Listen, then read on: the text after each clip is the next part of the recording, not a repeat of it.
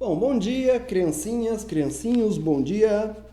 Vamos lá, vamos continuar aqui nossa aula sobre Paulo Freire, vamos terminar essa porra dessa aula.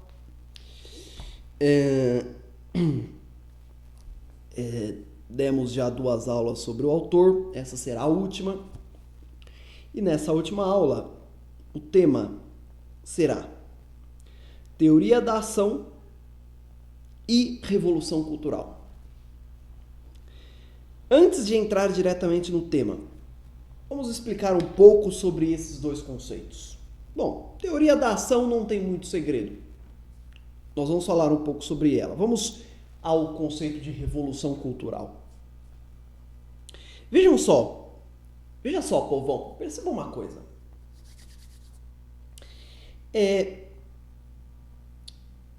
Vamos voltar a uma questão colocada na primeira aula.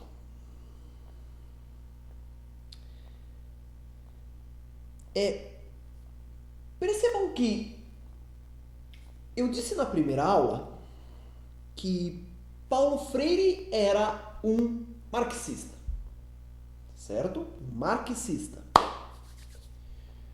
Bom, e como pensa um marxista? Em geral, sempre em geral, existem exceções. Um marxista divide a sociedade em dois. Na sociedade existem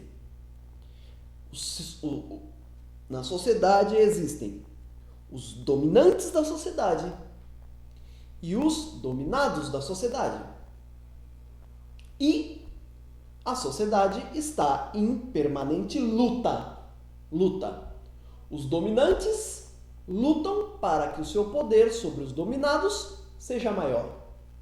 E os dominados lutam para sair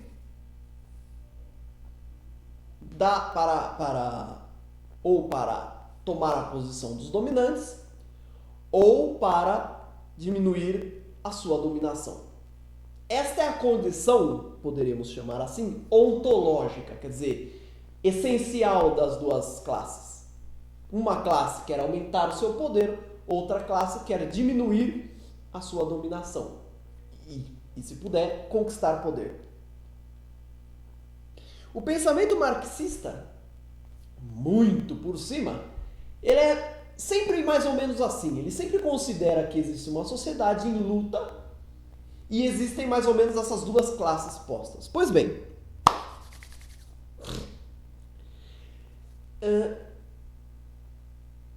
Paulo Freire chama dominantes de opressores, dominados de oprimidos.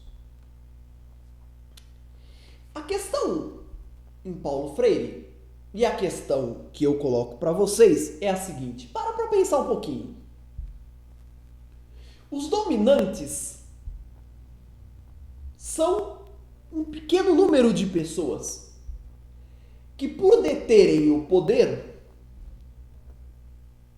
acabam controlando o resto da sociedade, os dominados. Em geral, os dominantes são uma pequena classe, enquanto os dominados são uma multidão de gente, uma massa de gente. Então para pensar um pouquinho, filho. A pergunta que eu te faço é: por que diabos os dominados, os oprimidos, não quebram a cara dos dominantes e tomam para eles o poder? Por quê? Resposta de Paulo Freire: porque existe todo um esquemão para convencer os dominados a aderirem ao Estado, à ordem dominante. Quer dizer, você tem dominantes, você tem dominados, os dominantes instauram um estado de dominação, e aí o próximo passo é convencer os dominados a abaixarem a cabeça para essa ordem. Então, por que os dominados não quebram a cara de todo mundo? Porque eles são convencidos a não fazê-lo. Por quê? Porque eles são convencidos que, não fazendo, eles vão se dar bem de alguma forma. Estou usando uma linguagem bem rasteira aqui, hein? Sem compromisso nenhum. Vamos lá. Então, Paulo Freire observa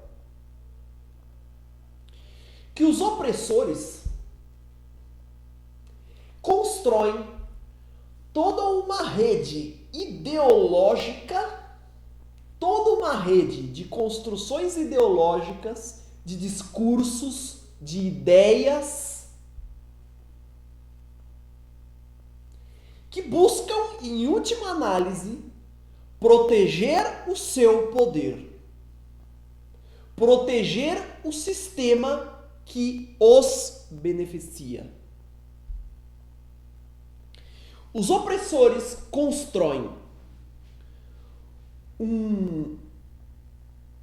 todo um sistema de ideias que, em última análise, só quer mantê-los no poder. Então, falando-se de uma maneira bem rasteira, o que é a revolução cultural para Freire? A revolução cultural é a quebra desta rede ideológica.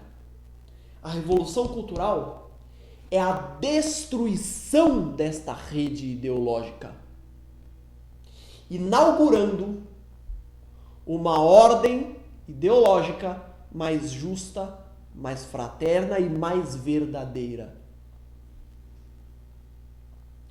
Como fazemos isto? O primeiro passo é a denúncia. Denunciar a ordem opressora. Denunciar a rede ideológica. Denunciar a algema que está nas mãos dos oprimidos. E é esta denúncia que será o objeto da aula de hoje. Portanto, se você sempre gostou de ver uma aula onde o professor fique metendo o pau em todo mundo, falando sobre como a manipulação acontece na sociedade, bom, aqui estou eu para fazer isso para você, tá bom? E se você quiser fazer isso nos comentários, nós vamos nos deliciar um pouco com isso. Paulo Freire denuncia, esse é o primeiro passo da Revolução Cultural, a denúncia dos esquemas de dominação, das formas construídas pelos opressores para manter os oprimidos de cabeça baixa. Quer dizer, manter os oprimidos na rédea, né? Na coleira. Pois bem, qual é a arma central que Paulo Freire tem para combater toda esta rede de injustiça? É uma arma que se chama conscientização.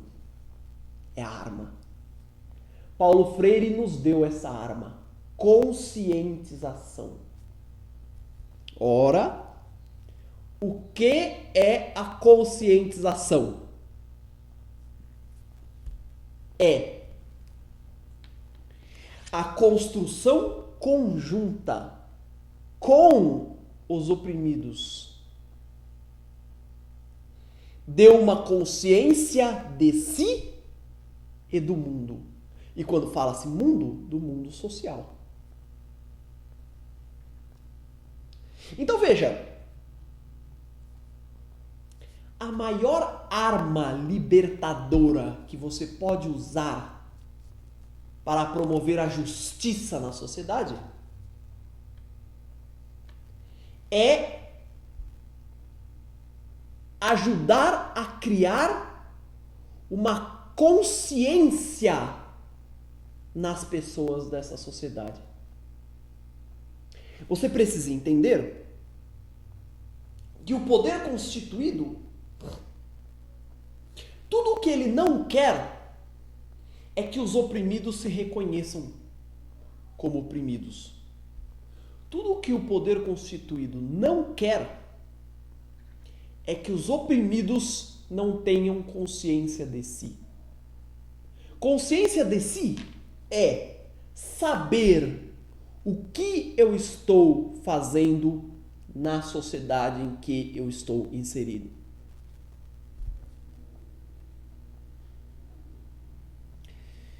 Eu não queria ter que te dizer isso, mas não sei se alguém te avisou, mas você está inserido no jogo social. A luta social entre opressores e oprimidos não admite neutralidade. Eu sei que ninguém, quando você nasceu, te avisou sobre isso, mas quando você nasceu, você estava entrando num jogo em que existem dois lados, opressores e oprimidos. E você não pode ficar alheio ao jogo. Tudo o que os opressores querem é que os oprimidos fiquem alheios ao jogo. Não saibam do jogo, não saibam do modo de funcionamento do jogo, não saibam dos mecanismos que eles usam para se manter no poder. Não tenham consciência da injustiça social e de como e principalmente de como ela é construída socialmente. E não tenham consciência de qual é o meu papel na construção da ordem justa. Tudo que os opressores querem é que essa consciência não exista. Portanto, a arma que a ação libertadora das pessoas, a arma que essas pessoas têm para fazer da sociedade um espaço mais justo é a conscientização. E a conscientização envolve o conhecimento do mundo, o conhecimento do meu papel no mundo e, depois, a ação transformadora sobre esse mundo. Certo?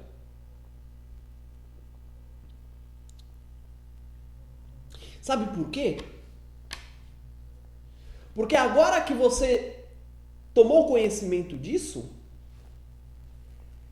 você precisa compreender de uma vez por todas que ou você está do lado, ou você age para libertar, ou você age para oprimir.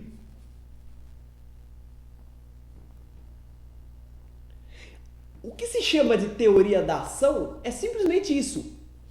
O que você, como agente social e histórico, está fazendo para ou preservar a ordem justa ou reformá-la. E em cima disso, o que Paulo Freire fez? Denunciou o sistema injusto.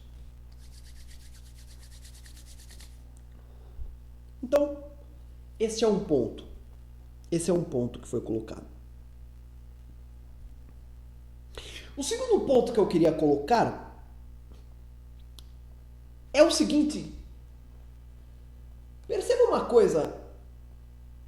Existe uma repressão física na sociedade.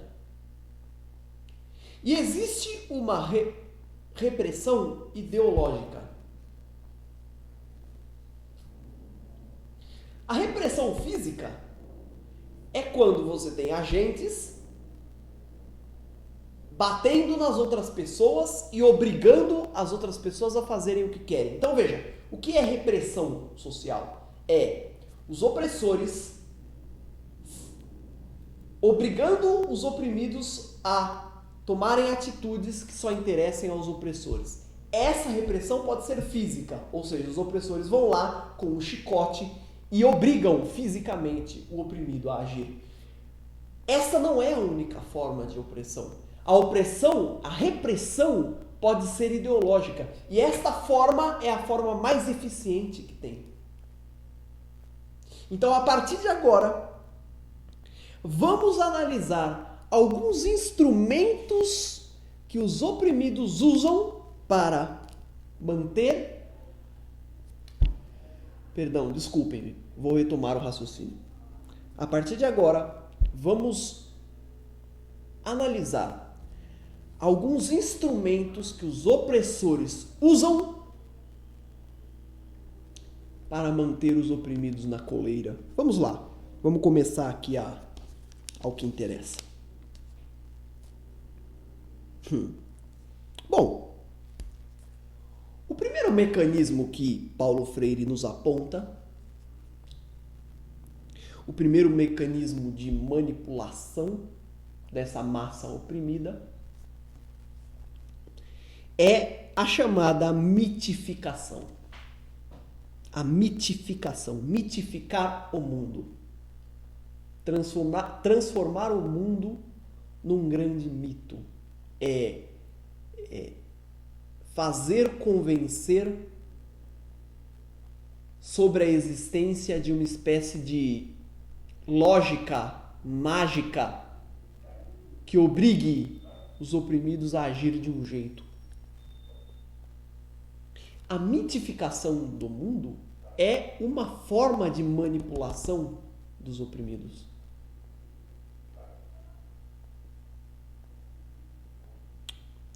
O que é a mitificação do mundo? É o seguinte, você cria mitos e você propaga esses mitos de uma tal forma que eles se tornem verdade. Pronto. Quer dizer, o que são mitos nesse sentido? São criações ideais, ideológicas, que não se sustentam, mas que de tanto ser ditas, tornam-se verdades. Exemplo, a crença mágica na meritocracia. Espalhe, como opressor, espalhe todos os dias na televisão, nos jornais, na boca dos artistas, por onde der, espalhe o mito da meritocracia. Espalhe a falsa ideia de que as pessoas têm sucesso ou fracasso dado unicamente os seus méritos pessoais.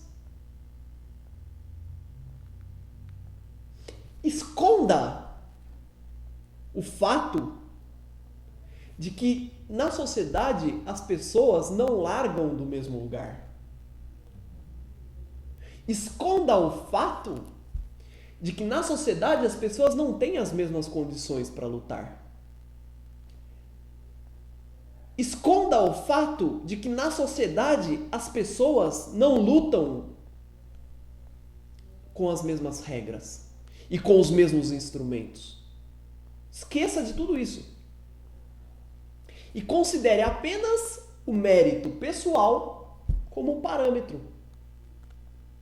Fazendo crer que o sucesso ou fracasso das pessoas não tem a ver com condições sociais, condições materiais, condições históricas. Não. Simplesmente o mérito. É simplesmente a liberdade individual.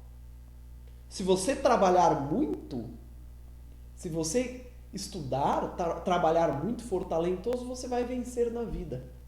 Espalhe isso. Quer uma coisa mais neutra do que essa? Qualquer um pode se dar bem. É só trabalhar muito.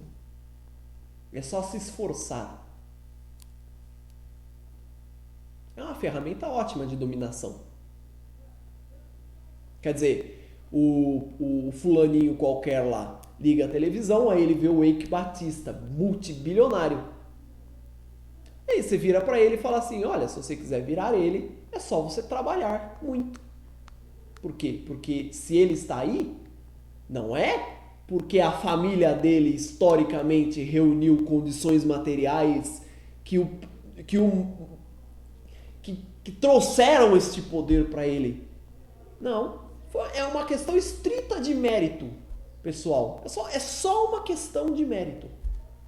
Não tem nada a ver se ele tinha condições, se ele tinha acesso a governo, se ele estudou na melhor escola, se ele fez a melhor universidade, se ele tinha dinheiro para burro, se ele tinha tudo, se ele fez 18 escolas de língua. Não tem nada a ver com isso, não. É uma questão estritamente meritocrática.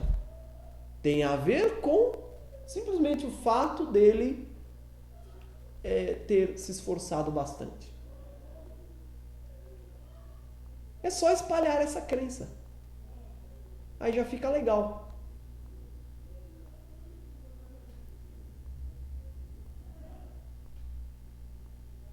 É claro, você vai ter que ignorar o fato de que a maior parte da nossa elite é branca, por exemplo, o que contradiz completamente o argumento da meritocracia. Porque se você tem uma população que é majoritariamente negra ou mestiça e você percebe que a sua elite a elite econômica, digamos assim, é branca, como pode a coisa ser só pelo mérito? Como pode não existir uma realidade simbólica e social que favoreça alguns agentes? Então, é claro, existe um esquema social que existe para favorecer opressores. E os oprimidos são condenados à opressão. Esconda isso. Meritocracia. É uma coisa legal pra caramba essa meritocracia. Só você trabalhar muito que você vai... Aí sabe o que vai acontecer? Você vai trabalhar que nem um cachorro. Você vai chegar com 60 anos de vida. Trabalhou, você vai estar na mesma merda. E aí você olha pra trás e fala, nossa, eu acho que mentiram pra mim. Mas aí você já trabalhou, né? Aí sua energia já foi gasta. Aí você não serve mais. Legal, né? Aí já te oprimiram o suficiente para arrancar a energia de você. Meritocracia. Tá? Essa é a primeira. Você pode mitificar o mundo fazendo crer que a ordem institucional, a ordem política, por exemplo, é justa por excelência. E que se existe algum problema, o problema é com as pessoas.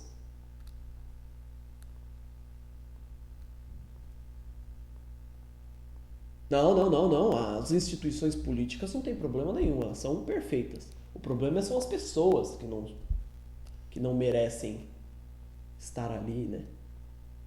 Como se a ordem política não precisasse de reformas. Espalhe crenças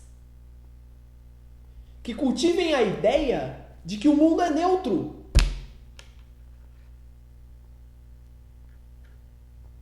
A justiça, por exemplo, ela é para todos, ela existe para todos. A lei é aplicada para todos. A eleição é legal para isso também, sabe? A eleição, o mito da eleição, ela dá a impressão de que a gente decide o futuro do nosso país. A eleição é legal pra caramba nesse sentido. Como instrumento de dominação, ela é massa. Ela é legal pra caramba. Porque fica todo mundo esperando, todo mundo fica sendo fudido pelos mesmos caras durante 4 anos e as pessoas só não se rebelam porque, na próxima eleição eu vou poder mudar. Aí acontece a eleição, os mesmos são eleitos, por coincidência, muda um ou outro, mas o mesmo esquemão de pensamento continua vigorando e a gente continua se fudendo. É legal isso. A eleição é legal pra caramba, porque dá a impressão que a gente tem influência na coisa toda. Dá a impressão que a gente decide. O que as pessoas não dizem pra gente é que só naquela brincadeira de financiamento de campanha a igualdade já foi pro brejo. Aí você tem tempo de televisão. Você tem uma série de questões que direcionam a eleição para alguns candidatos. E aí a gente vai lá e vota. Bom, a começar que a gente não escolhe os candidatos que vão se eleger, né? A começar por isso.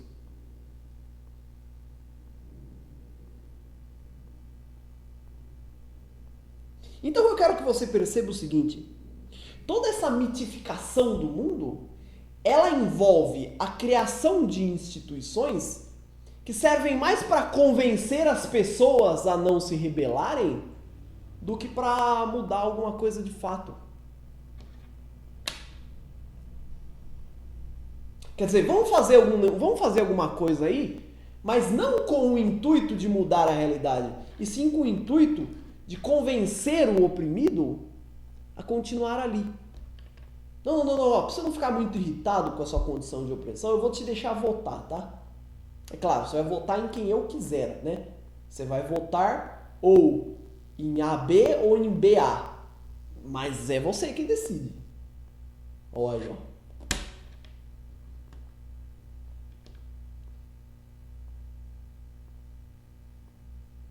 Faça crer, por exemplo, num estado de total desordem se os oprimidos resolverem se rebelar. Olha, vocês não vão se rebelar, hein? Senão a sociedade se desorganizará e tudo será pior. Ah, essa é ótima. Faça crer na existência de um ser supremo e superior que organizou a sociedade de forma natural.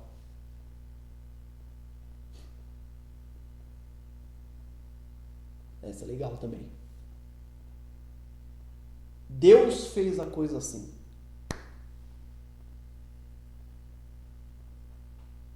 Não é minha culpa de eu estar aqui mandando no pedaço. Foi Deus. Deus me colocou aqui. É claro, hoje não usam mais essa, né? Mas essa foi usada há um tempo aí. Eu tenho poder, mas não por mim mesmo. Foi Deus. Colocou o poder em mim. Que culpa eu tenho?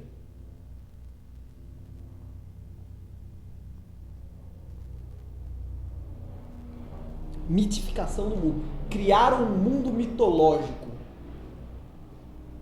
É como se você botasse um tapete por cima da sujeira. Aí as pessoas ficassem debatendo o tapete, né?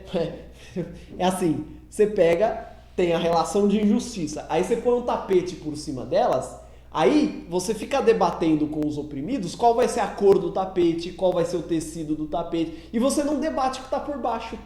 Esse é o objetivo. Agora eu fui bem preciso. Essa é a mitificação do mundo. Criar um tapete por cima da relação de opressão. E enquanto os oprimidos estiverem preocupados com a cor do tapete, olha, vamos escolher a cor do tapete, etc., aí a sociedade continua por baixo como tem que ser. Como você acha que tem que ser.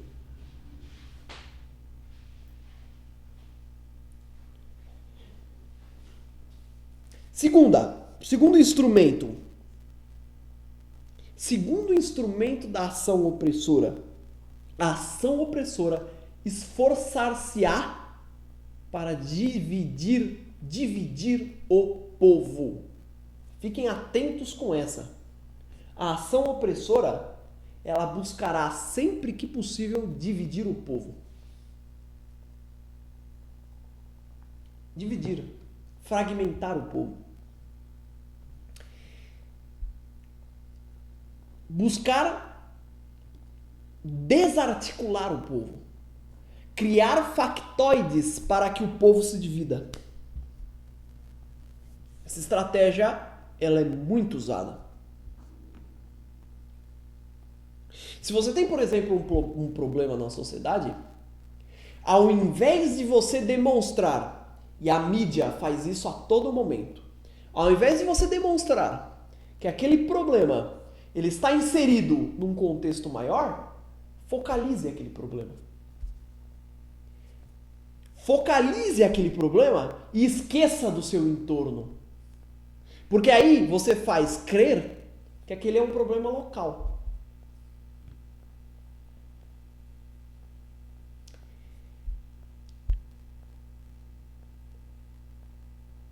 escureça todo e qualquer olhar que pretenda compreender o mundo como uma totalidade. Descarte esse olhar. A ação opressora deve compreender o mundo fragmentado. E sempre um problema em um fragmento será um problema daquele fragmento. Não tem nada a ver com a totalidade da coisa. É o que faz a televisão com o problema da violência, por exemplo. Você liga no Datena e você vai ouvi-lo falar da violência. Mas ele não fala, ele não encaixa o problema da violência numa totalidade. Ele não analisa o problema da violência inserido num contexto social. Não, é sempre a violência pela violência. Então, as soluções são sempre, vamos mudar as leis, vamos reformar as leis. São sempre soluções focalizadas, porque a análise é focalizada. A análise não pode ser global, mesmo que o problema seja global. O problema é global. O problema é a existência de uma ordem injusta. Mas isso não pode ser o assunto. O assunto tem que ser o foco. Foque num aspecto, fazendo crer que aquele é um problema, digamos, específico. E de preferência de simples solução, do tipo, faça uma lei aí que resolve. Ponha mais armas, ponha mais polícia, cada vez mais polícia. Focalize os problemas como um modo de dividir o povo. É como se você dissesse, o problema daqueles caras ali que estão sendo assaltados não tem nada a ver com os outros ali. E aí você não os une.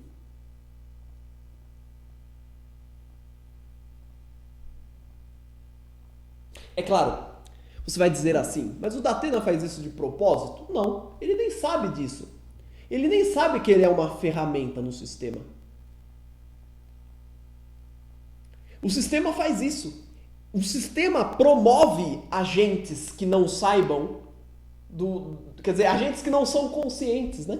Agentes que não têm a consciência disso, dessas ferramentas aqui que eu estou dizendo. Não tem. Então ele promove esses agentes. E o dia que o Datena tomar consciência e buscar inserir uma totalidade, ele vai ser substituído por outro. Sempre há um idiota maior para tomar o espaço desses caras. Sempre há.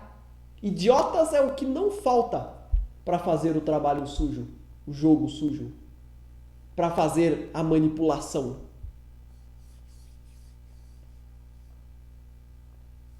Para proteger o esquema de poder. Não faltam idiotas. Dividir o povo. Você pode dividir o povo de uma forma bem simples. Promova líderes que representem facções específicas. E, de preferência, faça com que elas briguem. Aí é legal. Porque enquanto elas se distraem brigando umas com as outras, a coisa continua acontecendo do jeito que tem que acontecer. Promova brigas. Faça um brigar contra o outro. Pessoas que normalmente deveriam estar do mesmo lado, joguem uma contra a outra. A ação opressora faz isso. A ação opressora, ela nega-se a olhar a coisa como uma totalidade. Ela precisa desarticular, desviar os olhares. Entenda isso. Entenda isso. Os opressores da sociedade precisam forçar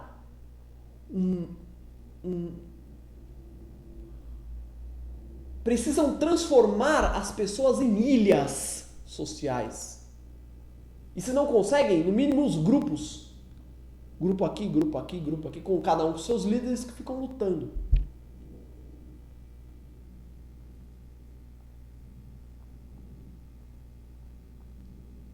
Eu acho engraçado, por exemplo, questão das torcidas organizadas. Eu gostaria de falar aqui. Porque se você pegar os membros das torcidas organizadas, vamos pegar de São Paulo, por exemplo, reunir todos num galpão, que se odeiam, reunir todos num galpão, você vai perceber que eles têm muito mais em comum uns com os outros do que parece. O que muda apenas é a cor da camisa que eles estão vestindo. De resto, a maioria deles anda no mesmo metrô imundo, a maioria deles tem a mesma escola ruim para os seus filhos, a maioria deles usam o mesmo hospital, a maioria deles estão marginalizados socialmente. A maioria deles. E, no entanto, ao invés deles se unirem, eles se dispersam e lutam entre eles. Por quê? Porque o interesse é dividir. Com certeza existe alguém brigando. Com certeza existe alguém ganhando enquanto eles estão lutando entre si. É por isso mesmo que a ação libertadora procura construir a consciência coletiva. Fazer perceber que, olha, nós não somos inimigos. Nós não somos inimigos, não tem por que brigarmos. A nossa briga é com outra, é com outro. Dividir o povo. Então, até agora, duas estratégias. Mitificar o mundo. Dividir o povo. Outra. Fazer convencer sobre a necessidade de haver uma compreensão sobre a harmonia que deve existir entre interesses de opressores e interesses de oprimidos. Então essa daqui é num momento posterior, né? Bom, posto que os oprimidos se reconheceram como oprimidos, posto que os opressores foram identificados, agora os opressores começam a gritar pela necessidade de que sejam harmonizados os interesses. Quer dizer, opressores e oprimidos são classes diferentes, mas eles devem conviver em harmonia porque têm interesses que podem ser harmonizados. Faça convencer que os oprimidos precisam dos opressores.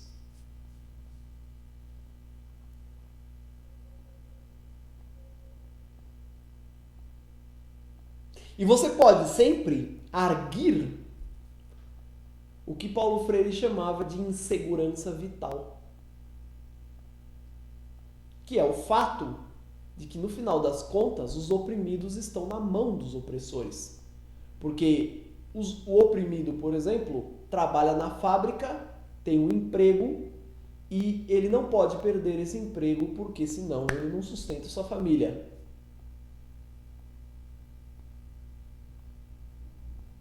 O oprimido está na mão do opressor. Então, é claro, o opressor sempre pode falar para os oprimidos sobre como a sua ação de opressão pode ser harmonizada com a própria opressão. Como se a opressão sofrida pelos oprimidos fosse negociável. Como se eu pudesse negociar a opressão. Como se o oprimido tivesse alguma coisa a ganhar aceitando-se a submeter-se. Como se o oprimido pudesse ter alguma vantagem em se pôr de quatro. Olha, dizendo coisas do tipo, olha, nós viemos aqui para a sua região, criamos empregos e demos um emprego a você, permitindo que você sustente sua família. Olha como nós somos bondosos e agora você quer nos atacar, não ataque a mão que lhe sustenta. Não cuspa no prato que comeu. Eu sou o responsável pelo seu sustento. Eu estou fazendo isso aqui de bom grado. O opressor, sempre que possível, pode fazer-se passar como um grande salvador, como um grande provedor das massas. Não, eu não estou fazendo o que eu faço pelo meu prazer. Eu estou fazendo isso por vocês. Eu vim aqui nessa região abrir uma fábrica, não porque eu tenho incentivos fiscais maravilhosos e porque eu possa poluir o ambiente à vontade, porque nenhuma autoridade tem culhões para me punir. Não, não é por causa disso não. É porque eu quero ajudar a região a se desenvolver. Quantas vezes a gente ouve isso? Eu não vim para cá por causa de incentivos fiscais, porque o poder está pouco se lixando para o que eu vou fazer com o meio ambiente. Não. Eu vim aqui para ajudar a população local, para ajudar a desenvolver a região, para trazer riqueza social.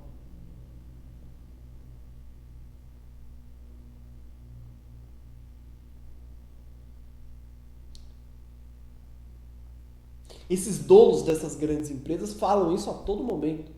Não, vamos lá à região para desenvolver a região. O que é desenvolver a região? Você vai explorar a região. Ah, mas desenvolve. Desenvolve muito mal a região. Desenvolve só no que interessa desenvolver. Perceba como toda a ordem do Estado, o Estado brasileiro de hoje, é dirigida para isto.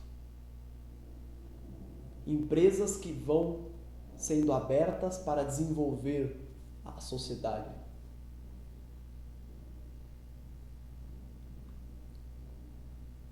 Então essa é uma ferramenta. Você sempre pode justificar o seu poder espalhando a crença de que como você é necessário para que o oprimido sobreviva. Quer dizer, não é você que escraviza o oprimido. É você quem sustenta o oprimido.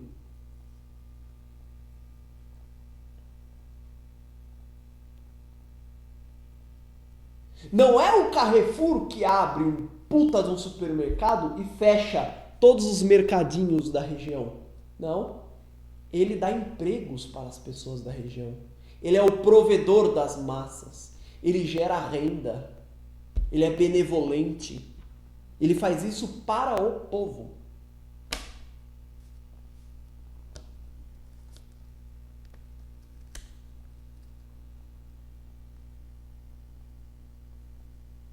Entendeu? O opressor nunca hesitar-se-á em declarar-se o salvador da humanidade, das massas, do povo. Eu sou o salvador do povo. Eu dou emprego para o povo. O povo tem que me agradecer por eu estar aqui me sacrificando para dar emprego para todo mundo.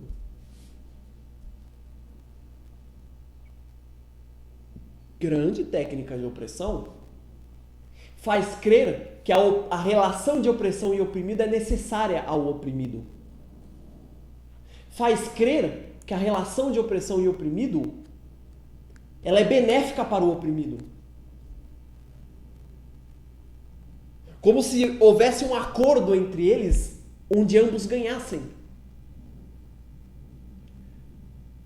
Faz crer na existência de um contrato entre eles, opressor e oprimido, onde o opressor dá condições para que o oprimido sobreviva e o oprimido dá um lucro para o opressor. Se o opressor for embora, o oprimido não vai se sustentar. O oprimido não pode caminhar sozinho com as próprias pernas. Ele precisa de mim, opressor, levando ele pelo braço.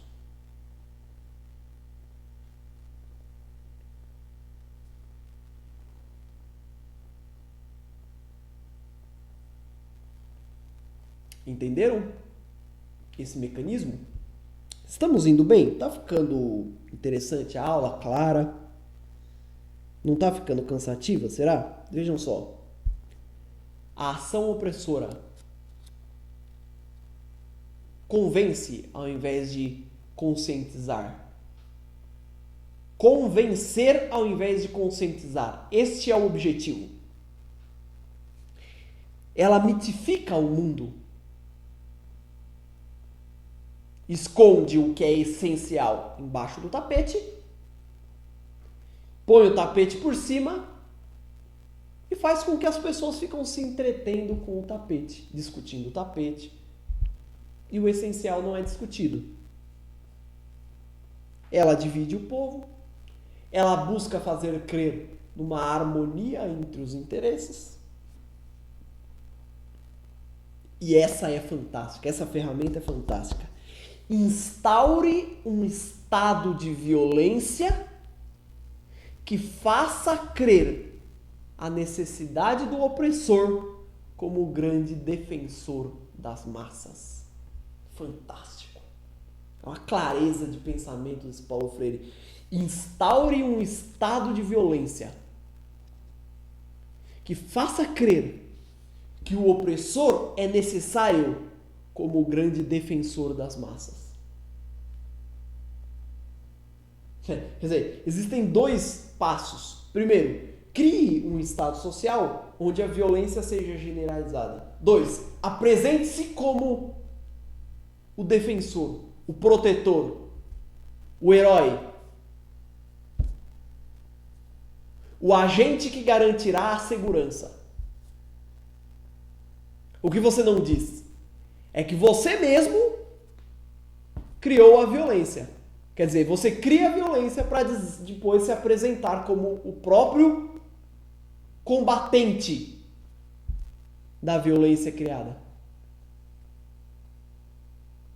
Crie um estado, crie uma formatação social que tenha como efeito inexorável a violência. Quer dizer, quando você cria uma sociedade injusta, a violência é o resultado, porque os cidadãos não têm as mesmas coisas. Mas aí você pode sempre se apresentar como combatente, como lutador, o garantidor da segurança dos cidadãos, escondendo que você é o mesmo que cria o estado de violência. Você cria um estado de violência, depois você diz, eu vou proteger todo mundo contra esta violência. Aí você mete polícia na rua, mete não sei o que, põe câmera, põe tudo que você precisa. As pessoas se sentem mais seguras.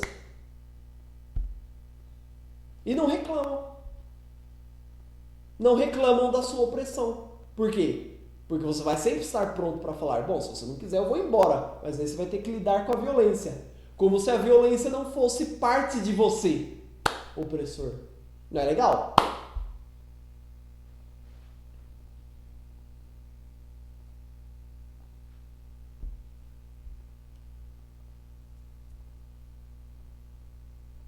Certo? Depois,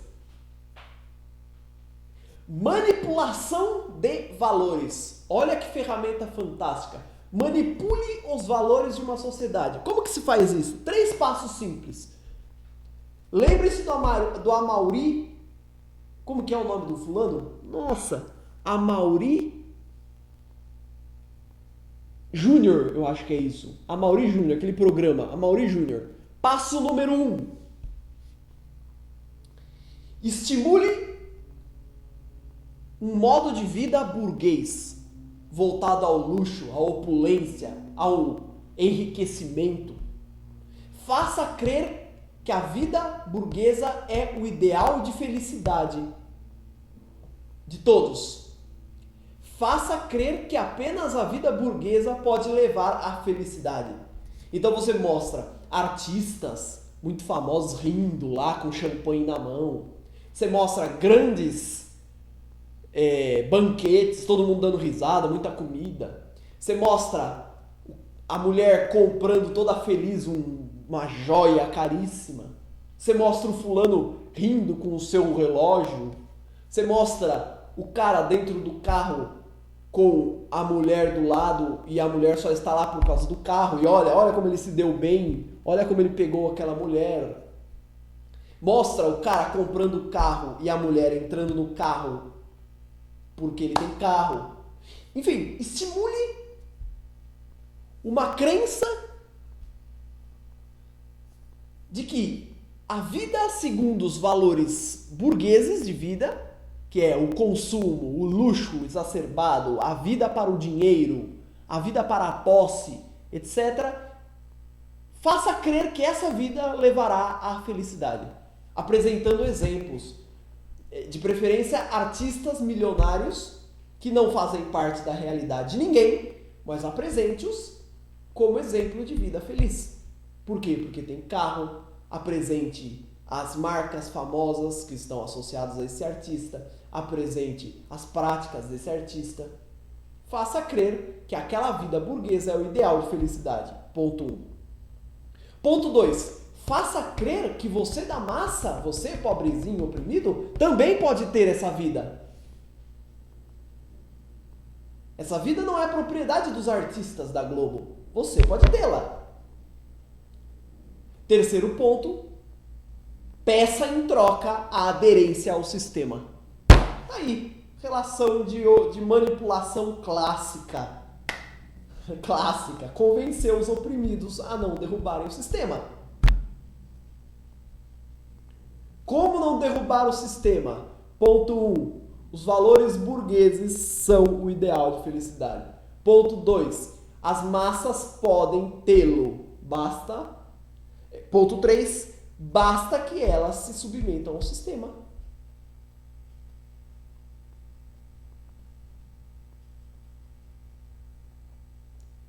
É só vocês não se rebelarem contra o sistema que vocês podem ter a vida feliz.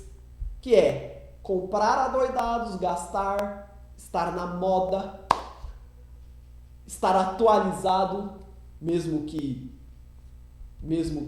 a atualidade aconteça a cada mês, porque a cada mês tem coisas novas, você vai precisar ficar comprando. Mas isso é a vida feliz. Faça crer nisso. E aí, enquanto as pessoas estiverem entretidas trocando de celular, elas não se rebelam. Elas vão sempre ter um objetivo além. Quer dizer, quem vai pensar em derrubar o sistema quando eu comprei o carro do ano? Quem pensará em derrubar o sistema depois de comprar o carro do ano? Ninguém. Porque, agora que eu comprei o carro do ano eu vou derrubar o sistema? Não, agora eu quero me dar bem. Essa é a força do mecanismo. Você convence, não importa que você tenha pessoas, não interessa que você tenha pessoas que não pensem assim. Elas são sempre uma minoria. Presta atenção, a ferramenta ideológica não precisa se preocupar com todo mundo. Não, pode ter um idiota como eu aqui falando o contrário. Mas que este idiota aqui seja uma exceção. Não seja a regra. A regra é todo mundo consumindo absurdamente. Porque esta é a vida feliz. E isso será apresentado todos os dias, em todos os lugares possíveis. Principalmente pela grande mídia. Não é o tal do Amaury Júnior. É todo mundo. Todo mundo. E é claro, você vai sempre associar essa ideia àquela ideia da meritocracia lá atrás. Não, eles compraram tudo isso, foi pelo trabalho deles. Então trabalhe, que nem um cavalo para comprar um novo celular. Que no mês seguinte já estará desatualizado. O poder mágico das marcas. O poder mágico das marcas. Quer dizer, você tem um tênis que vale R$100, aí você põe o slogan e agora ele vale 300. Qual é o poder mágico das marcas? É que há uma crença coletiva no valor daquela marca como símbolo de sucesso.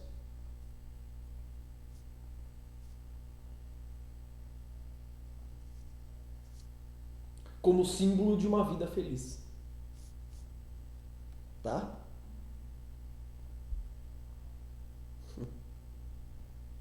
É claro,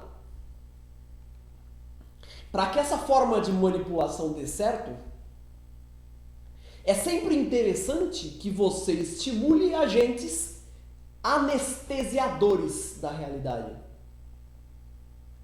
Agentes que cumprem o papel de anestesiar as massas, entorpecer as massas. Para que esse esquemão aqui dê certo, é sempre legal que tenha pessoas disponíveis para entorpecer a cabeça das pessoas, para fazer com que as pessoas percam a capacidade crítica.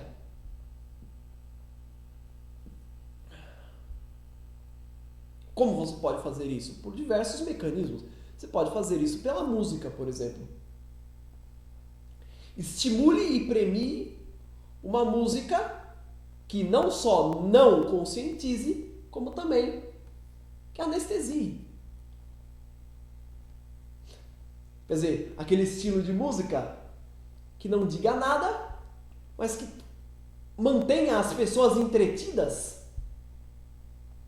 para que elas não tenham tempo de pensar sobre tudo isso. E aceitem isso como uma coisa inexorável. Por quê? Porque essas estratégias de manipulação, essa estratégia que eu me referi, ela é extremamente babaca. Mas, enquanto você estiver anestesiado, você não percebe que é babaca. Então você consome.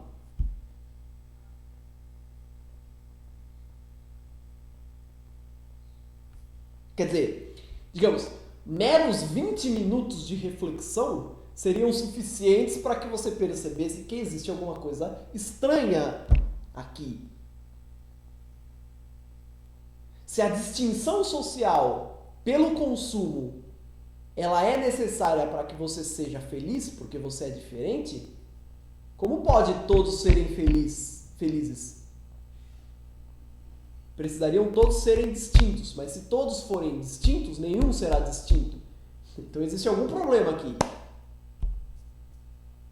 O ideal burguês de vida, que é estimulado através da crença mágica nas marcas, é um ideal que se sustenta em uma palavrinha: exclusividade.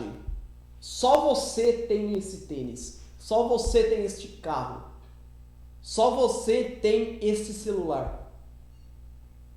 Só que o sistema quer vender isso para todos. O preço dos produtos é alto para que ele seja exclusivo. E quanto mais exclusivo, mais seleto for o produto, mais caro ele vai ser, para que esteja na mão de poucos. Só que, por outro lado, o sistema precisa que todos os agentes acreditem que podem alcançar o sucesso. O sistema não funciona se as pessoas passarem a desconfiar que elas nunca chegarão ao sucesso. Não sei se você está entendendo o que eu estou dizendo. Veja, quando você apresenta na televisão um relógio que custa R$50 mil, ninguém acha. Qual é a força? Qual é a força simbólica desse relógio? É o fato de poucos poderem ter. Mas poucos poderem ter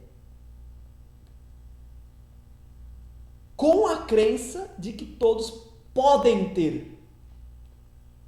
Não sei se eu estou me fazendo entender. Quer dizer, um relógio de R$50 mil, a força simbólica dele reside no fato dele ser exclusivo, exclusividade de poucos. E esses poucos, portanto, se distinguem da grande massa. São especiais. Certo? Só que O sistema estimula a todo momento o sentimento de que qualquer um da massa pode adquirir, desde que ele se associe ao sistema. Ou seja, trabalhe, trabalhe, trabalhe e não questione. Até que compre o relógio. E aí tá a sacanagem. É que a maioria não vai ter como comprar o relógio. Mas a questão não é conseguir comprar, é acreditar que pode. Essa é a ferramenta do sistema. E enquanto as pessoas estão entretidas nessa luta, elas esquecem que o sistema é filha da puta com elas. Porque elas estão lá se lascando. E aí quando elas tiverem 70 anos, talvez elas percebam que foram idiotas. Mas aí o tempo delas já passou. Aí elas não conseguem mais lutar para derrubar o sistema. Aí você dá uma aposentadoria qualquer para ela, ela fica quieta lá, reclamando da vida sozinha, na casa dela lá, e não atrapalha ninguém.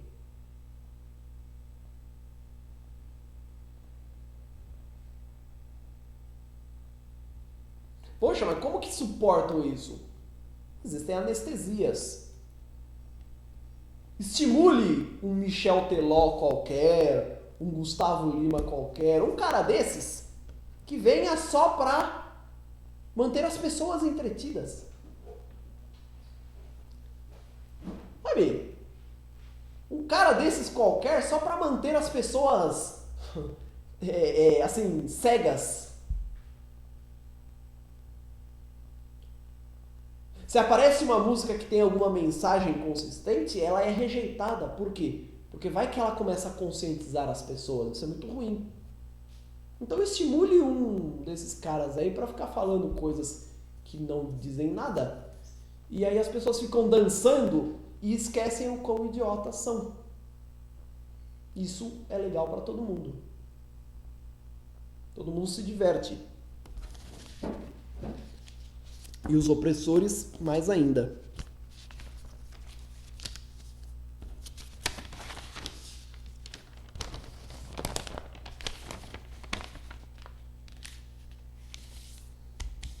Assim, você tem uma outra estratégia, a chamada invasão cultural. A invasão cultural é legal. O que é a invasão cultural? É quando a cultura dominante domina a cultura dominada.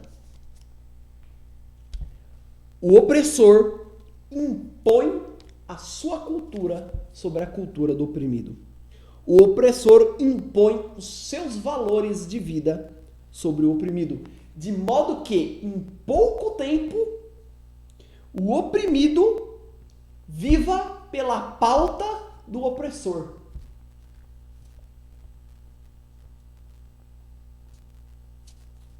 Que é muito do que nós já dissemos, né? Fazer com que o oprimido viva como o opressor, só não tendo o poder de oprimir. O resto ele tem.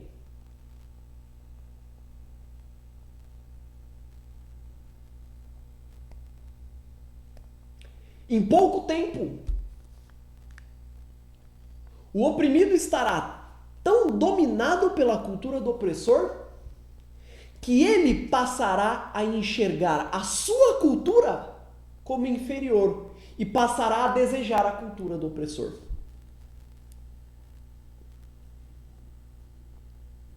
Em pouco tempo, o oprimido considerará a sua cultura ilegítima para opinar e passará a enxergar o mundo com os olhos do opressor.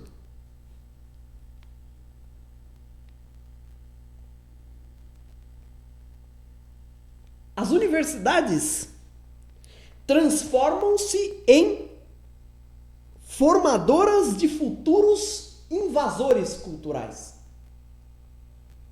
As universidades se transformam em formadores daqueles chamados especialistas. Os homens da cultura opressora que vão dizer aos oprimidos como o mundo é. Vão dizer aos oprimidos como o mundo é. Vão dizer aos oprimidos o que é a moda. Vão dizer aos oprimidos o que é a saúde. Vão dizer aos oprimidos qual é a melhor maneira de se alimentar. Vão dizer aos oprimidos o que é a religião. Vão dizer aos oprimidos o que é a moral.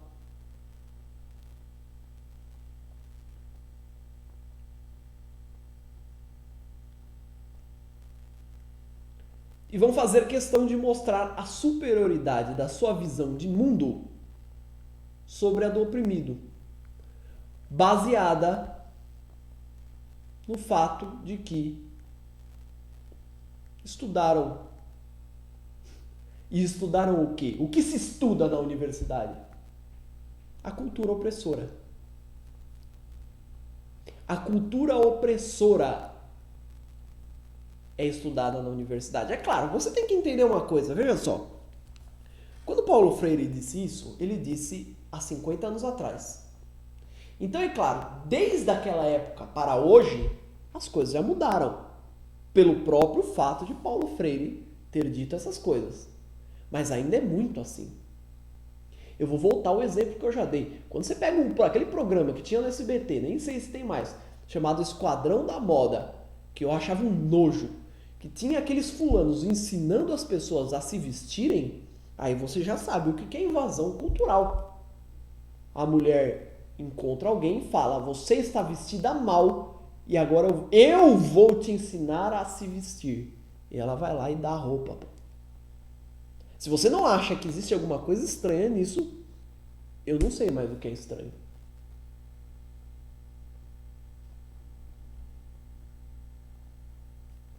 Invasão cultural.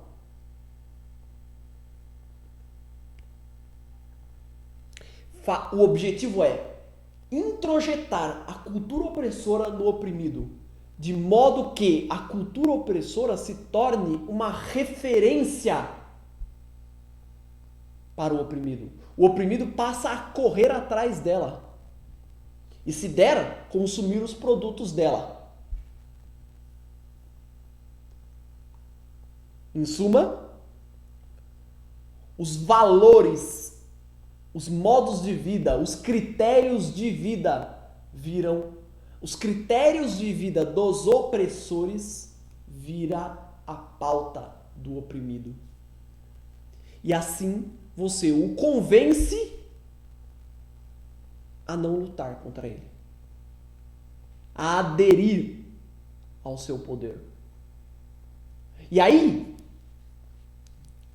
sempre que alguém levantar a voz para gritar contra o sistema, o primeiro a defender o sistema será o próprio oprimido. O próprio oprimido colocará o carimbo de legitimidade no sistema que o oprime.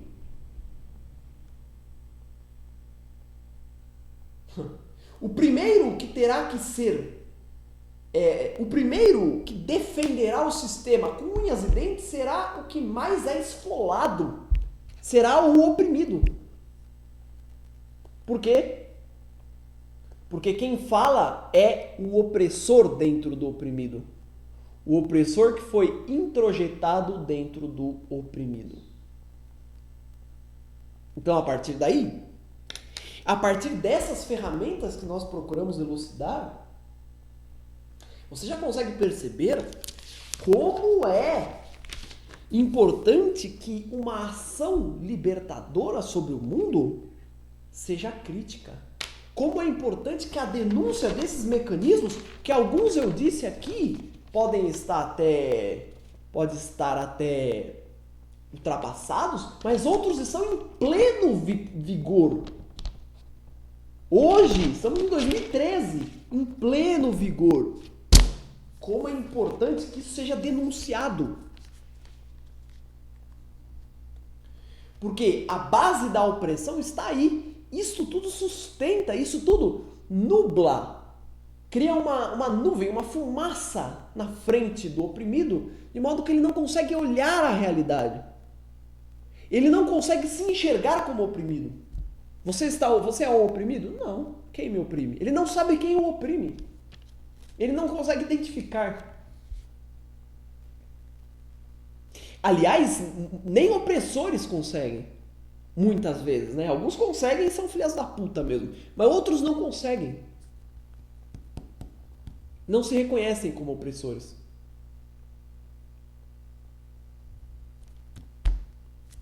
Como uma ação libertadora deve se dedicar à crítica. Você percebe qual é a importância do diálogo? O diálogo, ele existe para que você não caia na mesma armadilha, para que você não se torne opressor. Veja, a mudança social, ela exige uma liderança. Ela exige uma liderança. Alguém que conduza.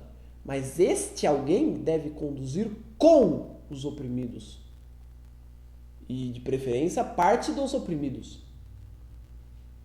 Mas deve conduzir com os oprimidos. Por isso o diálogo. O diálogo como uma garantia de que você não vai se tornar um opressor. De que não será substituída uma opressão por outra. Porque geralmente é isso que acontece. Aparece um cara gritando lá, olha, temos que mudar, não sei o quê. Aí ele entra no poder, ele passa a ser um opressor. E os oprimidos de antes apenas muda a cor da corrente. O diálogo serve para isso, para que você se mantenha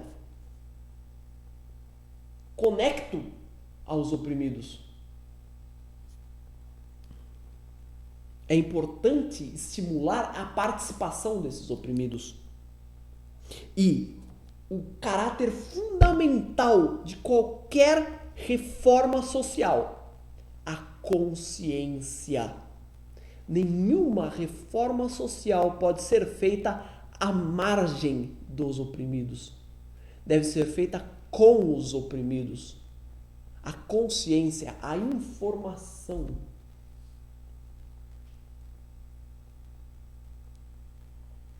É um caráter fundamental.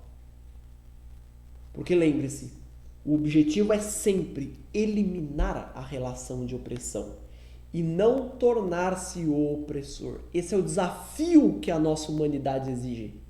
Não devemos tornar-nos o opressor, mas sim eliminar a relação de opressão. Essa é a grande batalha que nós temos que lutar contra nós mesmos, sobretudo. A nossa vontade de poder, que fica nos forçando a dominar os outros, lutar contra isso.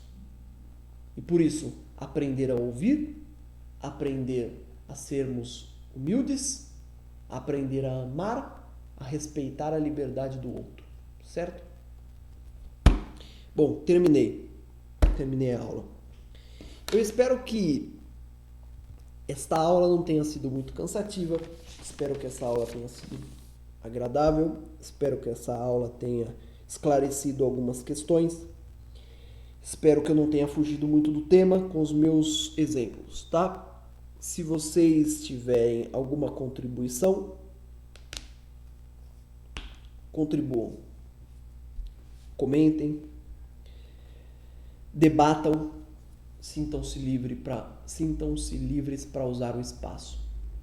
Perfeito? Então é isso. Com essa aula eu encerro aqui e encerro o curso sobre este escrito de Paulo Freire, tá bom? Muito obrigado pela atenção de vocês, obrigado pela atenção que vocês deram a este curso, tá bom? Muito obrigado, gente. Próxima aula a gente se vê. Tchau, tchau.